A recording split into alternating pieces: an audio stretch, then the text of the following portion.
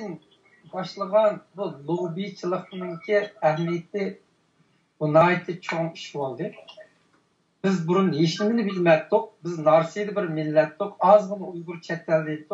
Erkin alıp diken akımız bizde şu tinişlik yol bilen bu lobbychilik bilen garip medeniyetide en kabul kılıdığan ve en tesir gösterdiğin müşündaq yol bilen bizge başlamçılık kılan için Uygurlar eğer milletke kızıkıdığan, milletin istiqbalı kızıkıdığan, dava kızıkıdığan adamlar olsa erkin akımızın akıgın ergişip lobbychilik kısak kıldı geldi. Bu lobbychilik hazır qarab baxsaq, bir en yaxşı tiniş yol bilen mаңдыған ve hakkında yaxşı təsir göstəradigan, garip ellerge çok təsir göstəradigan bir usul ekan.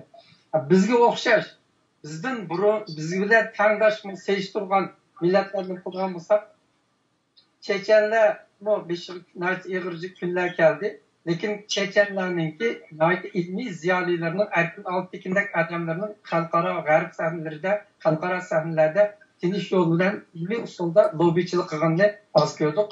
Ama lekin onun aksice bularning neçiyada terörist qilib, bomba etib, undaq qilib bular yaman yüzün kökü oldu.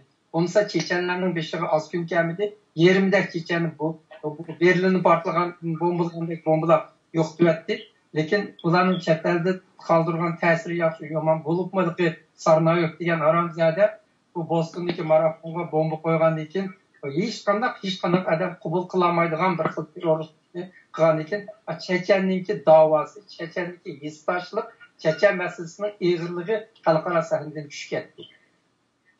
Uningdan boshqa Kurdlarmi uningdan burun shundaq bu yerda terrorlik qildi. Masalan, Turkiyaning bu nimdeki Boston'daki baş konsulunu Kurtlar öldürüp etti. Mujna o'xshash terroristlarni qildi. Ularni azatlik uchun qilgan xato usuli.